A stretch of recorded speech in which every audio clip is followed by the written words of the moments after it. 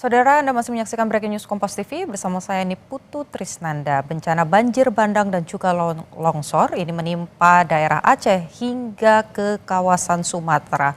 Ratusan orang meninggal dunia dan juga ribuan lainnya terdampak.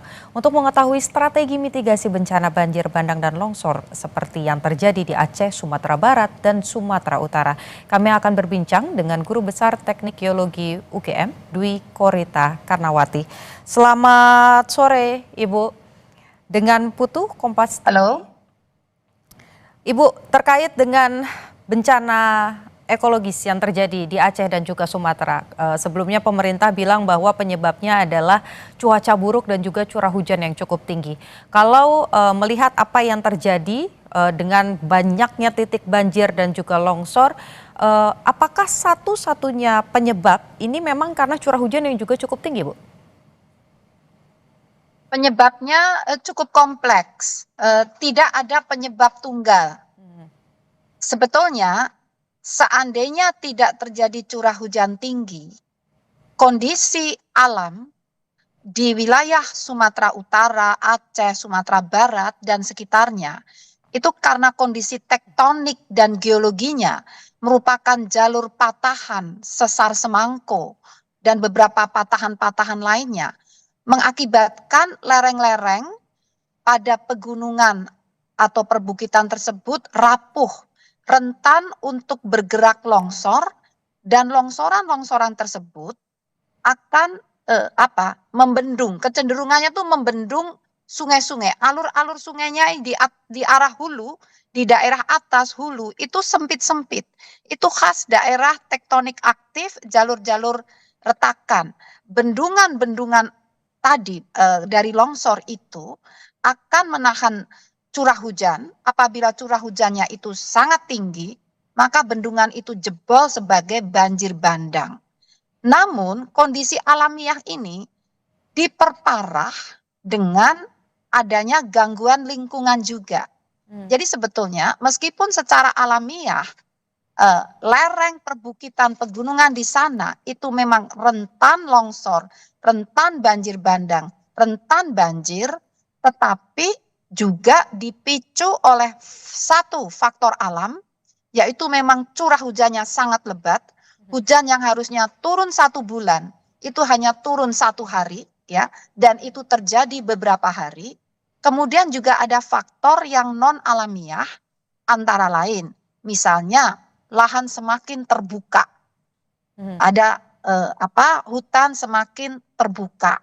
Jadi sangat sangat kombinasi antara alam dan efek dari manusia. Ya, Demikian. artinya deforestasi ini juga berpengaruh cukup besar ya untuk banjir dan juga longsor di 3 wilayah ini. Betul, bahkan ada beberapa penelitian yang menunjukkan korelasi antara terbukanya lahan dengan kenaikan suhu permukaan, suhu udara permukaan. Dan hal itu korelatif dengan semakin meningkatnya dampak perubahan iklim. Jadi dampak perubahan iklim itu selain tadi suhu meningkat, ya, yang mengakibatkan perubahan iklim kan kenaikan suhu tadi. Dan itu juga dipicu oleh makin terbukanya lahan. Semakin terbuka, maka perubahan iklim akan semakin berdampak serius. Antara lain terindikasi dari curah hujan yang akan semakin meningkat, dan itu sudah terbukti ada peningkatan curah hujan 10 tahun terakhir, bahkan 30 tahun terakhir, peningkatan secara eksponensial. Data BMKG menunjukkan hal tersebut, dan durasinya semakin panjang, serta intensitasnya semakin menguat. Data BMKG menunjukkan hal itu, dan bahkan juga kejadian siklon tropis akan semakin sering, dan itu sudah terjadi, bahkan terjadi beberapa anomali. Seperti halnya yang terjadi kemarin itu menurut beberapa pakar cuaca atau atmosfer itu ada kelainan, ya, anomali, ya. Sebelumnya siklon Seroja juga hal yang sama. Demikian.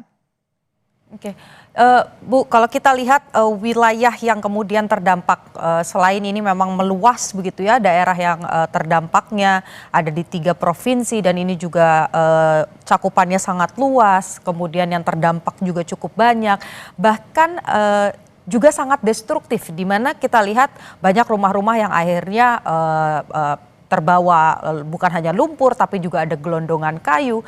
Kalau melihat yang terjadi ini, bukan hanya air yang turun, bukan hanya lumpur saja yang turun, tapi juga ada gelondongan kayu. Apakah ini menandakan adanya deep-seated landslide atau longsor dalam yang jarang terjadi di masa lalu? Dari penelitian yang pernah kami lakukan, benar demikian. Hmm. Jadi gelondongan-gelondongan atau kita harus hati-hati ya, harus kita amati benar-benar. Kayunya itu rapih, terpotong dengan rapi, atau ada akar-akarnya. Nah, kalau ada akar-akarnya itu berarti akibat longsor. Jadi pohon-pohon itu pernah terjadi tahun 2003 di Taman Nasional Gunung Leuser. Kebetulan kami saat itu juga terlibat dalam kajian. Itu kebetulan di situ zona patahan aktif, terjadi beberapa kali guncangan gempa ya, dan mengakibatkan titik-titik longsor yang jumlahnya puluhan, dan kayu-kayu itu terseret, membendung sungai, dan bendung itu jebol setelah curah hujan tinggi. Tapi kalau kayu-kayunya itu rapi, gelondongan, kan bisa dibedakan itu. Kelihatan dipotong-potong. Nah, itu berarti ulah manusia gitu. Jadi dua-duanya itu dimungkinkan tergantung bagaimana cek di lapangan. Dan saya sudah meminta BMKG untuk cek apakah beberapa waktu, katakan beberapa minggu sebelum kejadian ini ada gempa. Kalau ada gempa seperti yang terjadi di tahun 2003, hanya kekuatannya 3, manusia tidak merasakan. Tapi tanah itu rontok semua menjadi longsor, menyeret kayu-kayu tadi. Jadi perlu diperhatikan dengan seksama. Jadi terus terang saya tidak bisa berkomentar apakah itu manusia atau alam, tapi kriterianya seperti itu. Karena saya kan belum melihat di lapangan seperti itu. Tapi kriterianya kalau itu rapi, ya itu ulah manusia. Tapi kalau busuk ya, kemudian ada akar-akarnya, itu berarti dampak dari longsor tadi. Dan itu sering terjadi, seperti di mana Wasior, Papua, juga hal yang sama. Hal itu serupa terjadi karena ada longsor dan ada bendung di atas, demikian. Oke, berarti tinggal kita lihat ya gelondongan-gelondongan kayu yang kemudian ada di pantai itu rapih atau tidak. Kalau rapih berarti pemerintah harus mencari tahu siapa dalang di baliknya karena bisa memicu adanya banjir dan juga longsor. Ibu, berdasarkan pemetaan dari Deru UGM, sebelumnya data yang sudah dimiliki catatannya berapa persen sebetulnya wilayah baik itu di Aceh, kemudian Sumatera Barat dan juga Sumatera Utara yang masuk kategori zona merah. Tadi kan Ibu bilang memang daerah tersebut merupakan daerah patahan begitu. Tapi kalau dari data sebelumnya, sebelum ada peristiwa ini, zona merahnya seluas apa, Ibu? Jadi sebetulnya kami tidak memetakan secara detail ya, apakah sampai menghitung prosentase. Namun pada prinsipnya sebagian besar wilayah lereng-lereng curam di sepanjang Bukitan Barisan itu memang rentan dan rapuh. Sehingga setiap dilakukan pembangunan infrastruktur atau konstruksi itu memang dilakukan penyelidikan geologi secara ketat ya. Waktu itu oleh Kementerian PUPR ya. Kami juga bekerja sama dengan beberapa perguruan tinggi lainnya melakukan penyelidikan tentang kestabilan lereng untuk area yang akan dibangun terowongan, jalan tol. Artinya ya hampir di sepanjang perbukitan tadi, di tebing-tebing Ngarai Sianok itu seperti itu.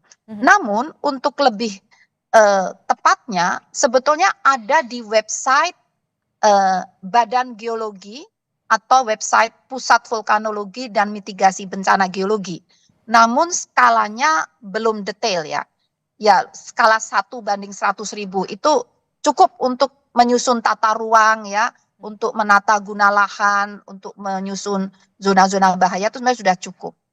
Jadi memang signifikan lah. Persentase angkanya, mohon maaf saya tidak menghitung, mohon maaf. Oke, Bu, kalau melihat bagaimana kesaksian dari masyarakat yang kemudian terdampak ini menyampaikan bahwa peristiwanya terjadi malam hari, kami tidak siap, maka dari itu banyak yang kemudian tidak bisa menyelamatkan barang berharga, banyak juga yang kemudian menjadi korban.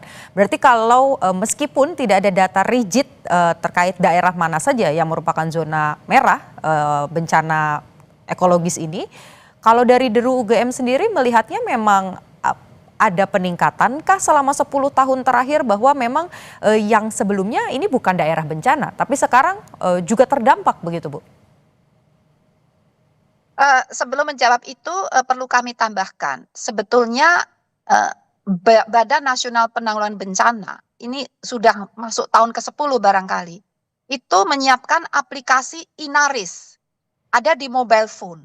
Jadi kalau kita menggunakan Inaris itu dan kita tinggal di suatu titik, itu kita buka GPS-nya. Di situ Inaris itu bisa menjelaskan apakah situ zona rawan apa. Bisa rawan banjir, rawan longsor, rawan banjir bandang, itu ada. Namun barangkali ini perlu disosialisasikan, barangkali karena sudah lama mungkin banyak yang belum tahu. Tapi menjawab pertanyaan Mbak, kalau saya membaca beberapa studi dan melihat fakta di lapangan, kita semua juga tahu kan semakin luas lahan itu terbuka. Dan itulah yang sebetulnya yang pertama, dengan terbukanya lahan, berarti hijau daun, tutupan lahan berupa hijau daun, itu semakin hilang. Pada peran hijau daun itu untuk menyerap CO2. Nah, dengan terbukanya lahan hijau, CO2 itu semakin bebas di atmosfer. Dan itulah yang memacu terjadinya pemanasan global dan memacu siklus hidrologi, memacu pembentukan awan-awan hujan, sehingga memacu kejadian ekstrim. Jadi terbukanya lahan yang pertama ada korelasi dengan perubahan iklim dan kejadian-kejadian ekstrim. Beberapa kajian menyampaikan hal tersebut. Dan yang kedua, lahan terbuka berarti cengkeraman pohon terhadap tanah yang labil, yang rentan, itu juga semakin hilang. Sehingga akan semakin rapuh dan mudah bergerak. Demikian. Bu Dwi Korita, singkat saja untuk mengakhiri perbincangan kita sore hari ini. Jadi mitigasi apa yang atau hal apa yang harus dilakukan supaya bencana ekologis ini tidak terjadi lagi di 3 wilayah? Singkat saja, Bu. Kita jaga lingkungan, jangan merusak lingkungan. Pakai segala cara untuk menjaga lingkungan, tata ruang dibenahin, ditetapkan peraturan yang ketat untuk tata ruang demi menjaga lingkungan dan lingkungan akan menjaga kita. Terima kasih. Oke, baik, terima kasih pakar geologi lingkungan dan juga kebencanaan dari UGM, Dwi Korita. Terima kasih Ibu sudah berbincang dengan Kompas TV. Saudara, sampai dengan saat ini proses pencarian para korban dan juga proses pembukaan wilayah-wilayah yang tertutup oleh longsor dan juga banjir bandang masih terus dilakukan, terutama untuk membuka akses bagi masyarakat yang mengungsi dan belum mendapatkan bantuan. Informasi lainnya mengenai bencana di Aceh dan juga di kawasan Sumatera akan terus disampaikan di program-program Kompas TV lainnya. Saya Niputu Trisnanda, saudara, terima kasih, sampai jumpa.